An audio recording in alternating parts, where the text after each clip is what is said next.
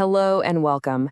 Today we're diving into a brilliant, razor-sharp story from the book Nithal Ki Diary by the absolute master of Indian satire, HARISHANKAR Parasai.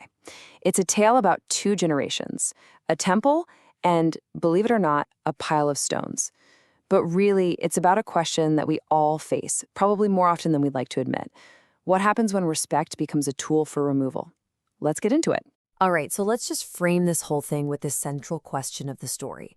When does putting someone on a pedestal become a really, really clever way of just putting them aside?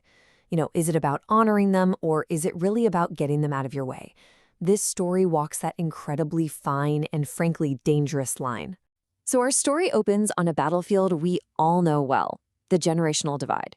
You've got the old guard on one side. These are the celebrated literary masters, maybe a little frail, but they still command the stage. And on the other side, the ambitious younger generation, just chomping at the bit to take their place. And it's the youth who make the first move, with what sounds like an amazing offer. The youth come to the elders with this proposal that's just dripping with respect. You're not people anymore, they say. You are gods, so let us build you a temple where you can be worshipped forever. Sounds pretty good, right? But the elders, they're no fools. They hear what's not being said, and they immediately start asking about the real-world stuff. Their fame, their legacy, and, yep, you guessed it, their money. And right here, the whole tribute thing gets unmasked for what it really is. A transaction. Just look at this. It's a perfect call and response. For every single practical demand from the elders, the youth have this smooth, reassuring promise. This isn't about honor. It's a negotiation for a transfer of power, plain and simple. And the elders, well, maybe they're a little flattered, maybe they're just tired of fighting, but they agree. They say, fine, we accept, make us gods. So with a ton of pomp and circumstance, the elders are officially made into gods and installed in their shiny new temple. The flags are flying high, their names are being chanted. But once all the young people leave to go, live their lives, the elders start to realize what their new reality actually is. That feeling of satisfaction doesn't last long. Not at all.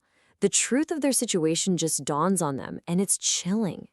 They haven't been elevated into gods. They've been isolated into relics.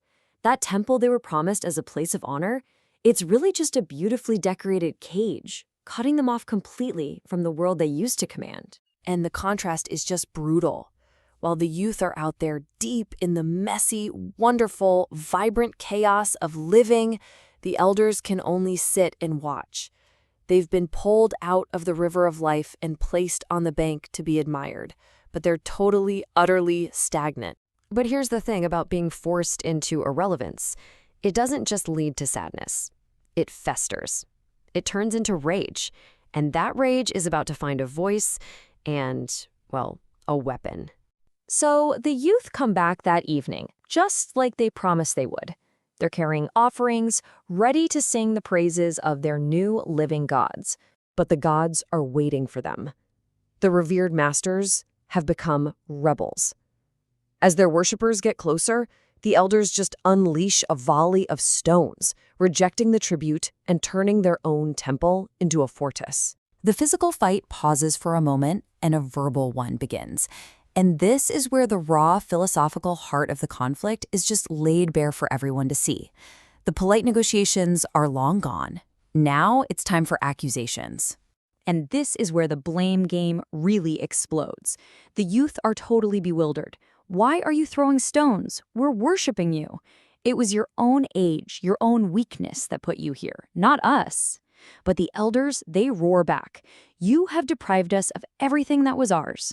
And then their demands just escalate into something completely impossible. I mean, look at this. They don't just want their old lives back. They basically want to copyright existence itself. They're laying claim to the roads, the food, the work, the very experience of being alive. They aren't trying to reclaim their past. They are trying to outlaw the future for an entire generation. So the youth, of course, they reject this. They say, you're supposed to be gods, not dictators. And with that, the stone throwing starts all over again. Only this time, it's a full-blown brawl with both sides going at it. And all this chaos leads us right to the story's brilliant satirical punchline. And this is the masterstroke. A raw, primal, violent turf war, a literal rock fight over power and relevance, is neatly sanitized by some random onlooker into a sophisticated, intellectual debate on artistic values. And that is Parsai's genius right there. That's the satirical punch in the gut. He's showing us how we so often wrap up our ugliest struggles for power, our deepest fears of being replaced, in this dignified, respectable language of values and principles, right? It's so much easier to say you're defending tradition than to admit you're just terrified of becoming irrelevant. And of course, this isn't just a story about writers from long ago. It's a timeless allegory. We see these dynamics playing out everywhere, all the time. It's in the corner office, where a veteran executive gets honored with a useless consultant gig. It's on the political stage. It's in the art world. Heck, it's at the family dinner table.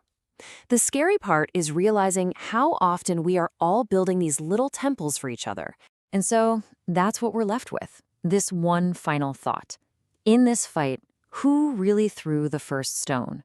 Was it the elders when they picked up actual rocks and started throwing them?